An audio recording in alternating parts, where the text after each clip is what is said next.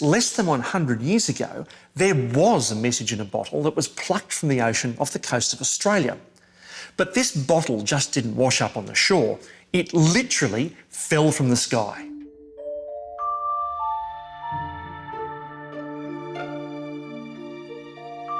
In 1919, this pickle jar was dropped into the Timor Sea to Australia's north. But not from a boat, but from a plane. A bit like that scene from The Gods Must Be Crazy, only this was no accident.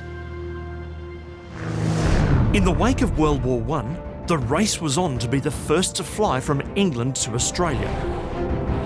Two Aussie brothers, Keith and Ross Smith, along with their mechanics, decided to have a crack. They chose a Vickers Vimy biplane, a tough as old boots World War I heavy bomber. To save weight, they left their radio behind, but they did take a camera to record their journey. It was an epic flight. Hell of a bump. Keep going on 122. There were no landing strips, no navigation aids. They were on their own. Port Darwin next stop. But the most dangerous stretch of all was the one closest to home, the Timor Sea. Over open ocean, with no landmarks, the boys could go seriously off course and run out of fuel. Has the wind changed? Look at the wave tops. So to head off disaster, HMAS Sydney was sent out to show the way.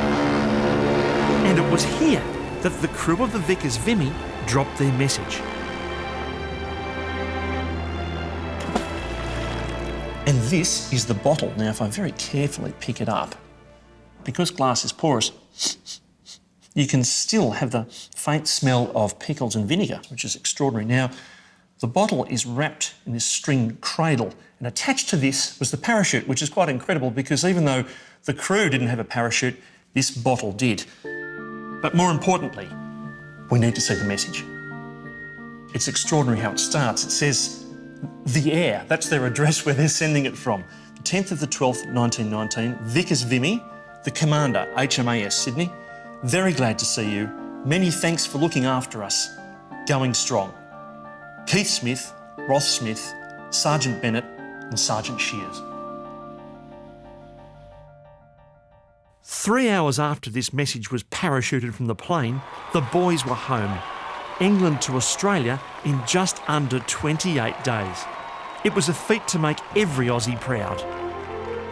One newspaper of the day claimed, "Only one achievement in the history of Australia was as great, the arrival of Captain Cook." A few years later, the bottle and its message were donated to the State Library of New South Wales by the captain of HMAS Sydney. And there our story ends. Or so I thought. Something's just happened that's too good to be true. We were just filming at Sydney Grammar, and while we were packing up, we mentioned to the guy looking after us that we were about to film the Ross and Keith Smith message in a bottle. Now, you're not going to believe this, but it turns out that this guy is the grandson of the Australian sailor who physically plucked the bottle out of the ocean. And what's more, the grandson's never seen it until now. David, come have a look at this. This is something right out of the library's archives, and you know exactly what they are.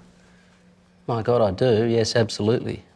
Very glad to see you, still going strong. Keith Smith, Ross Smith, Sergeant Bennett and Sergeant Shears. That's how your grandfather used to tell you? That's how he told me to virtually the day he died, at the ripe old age of 95. He used to tell me the story how, as a young 17-year-old able seaman, they saw the Vickers Vimy circle the ship 2 or 3 times. He could see the pilot lean over the side of the aircraft and drop a message. He was then tasked with a number of other sailors with fishing this message out of the Timor Sea. The rogue that he was, he actually stole this message. Oh, he nicked the bottle, did he? He nicked the message and the bottle, kept it overnight because he realised the significance of it, and conscience got the better of him, so he put it back on the notice board the next morning. So now, after 90-odd years, and by the sheer coincidence of a random documentary crew making small talk, the Roach family is reunited with the message in a bottle. This makes me feel simply amazing. It's truly an honour. Thank you. Thank you very much. Wow. No problem. Hello time travellers, thank you so much for watching this video. If you enjoyed it, leave a comment below and don't forget to subscribe to the channel. Until next time, remember, history doesn't repeat, but it certainly echoes.